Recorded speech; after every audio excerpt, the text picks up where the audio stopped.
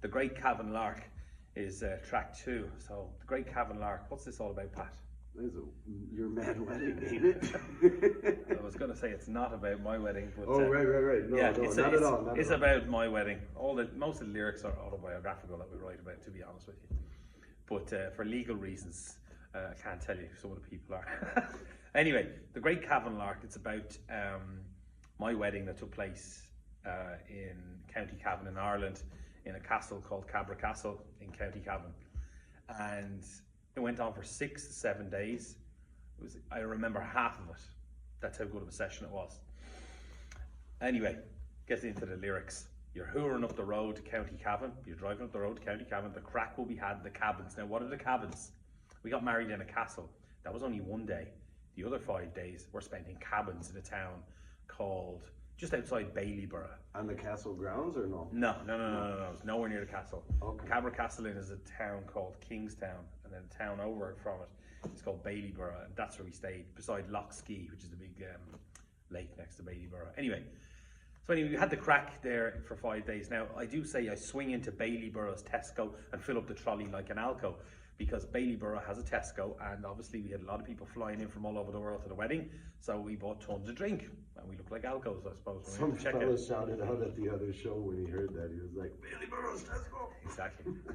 But then I remember coming home from Baileyboro's Tesco to the cabins and dropping into the Hideout, which is a pub, a notorious pub where sketcy characters from the north and the south used to run all sorts of illegal operations back in the 70s and the 80s, but that's another story. Because it's like it's near the border, kind of. But anyway, I got a pint of plain there, and a pint of plain, of course, is a pint of Guinness. And I always forget that Guinness causes me horrific stomach problems. It just doesn't agree with me. So as I say, a good dose of the shites is one of the plights and the greatest of my oversights. Hands down, that's why I don't drink Guinness. Now, going on to the next section, it's like a middle 8 section, except it's early on in the song, really. And this is just a collection of mad things that happened. We were all down by the lake, having pints, having cans, having a crack before the wedding. And a group of Polish lads got in a boat and got into the lake. This is a fully landlocked lake, and they had a GPS. And we went up to them and said, why do you have a GPS? It's a landlocked lake, mate. I can see the other side of the lake, there, and there. And Polish lads were like, it's grand.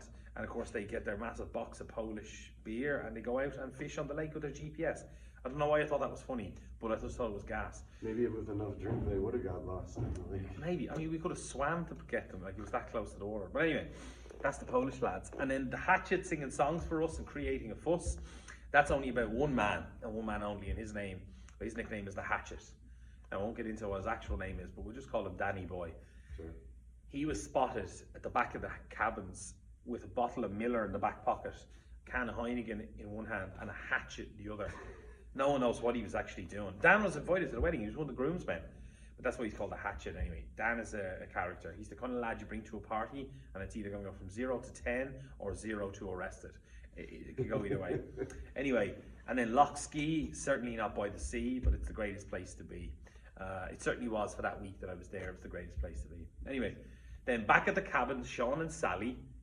Now, Sean is not the real name of the person, and Sally isn't either, because I was thinking a bit of nefarious extramarital antics going on here. All those little things that happen off to the side. And slip of the wrist and God knows what else. You can use your imagination, but that was because I was on the other side of the door when all this foolery was happening.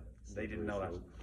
And then Anto makes a strawberry cocktail. Anto is my brother, so he was making a crazy cocktail of all sorts of liquor, and he just filled it with strawberries and he called it a strawberry cocktail. It was fucking insane. And he was drinking it from a pint glass or a jug, I think. Anyway, well, the Yanks couldn't make head nor tail, so there was a lot of American people there, my wife's friends, and they just couldn't understand this drinking. Like, this is insane. Why are you drinking that much drink? Like 9 o'clock in the morning, you're making a giant cocktail. So that's what that vacation, is. Baby. Well, exactly. And then Seamus is singing Georgia on My Mind. Seamus is a real guy. That's not actually his name. We'll just call him Jambo from Wicklow for the moment. Right. And he was singing a song to a girl called Georgia, and he was singing Georgia on My Mind. But Georgia wasn't that way inclined, if you know what I mean. Now, Gil is robbing a black statue. That's a true story. His name, I'll tell you his name, Andrew Gillick from Stillorgan in Dublin. He tried to steal a 6 foot tall African statue of an African person. Of wood, solid wood.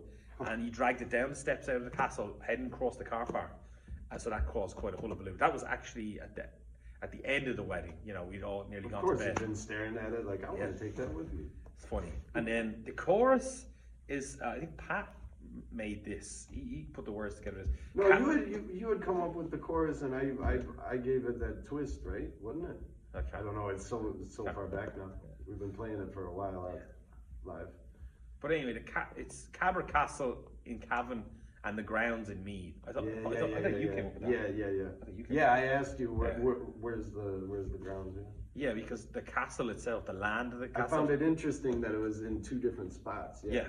So you could be standing on the steps of Cabra Castle, and the field opposite you, right in front of you, less than 5 meters away, is in a different county. So Cabra Castle, I think, is in Meath, and then the land is in Cavan, or the other way around. Right.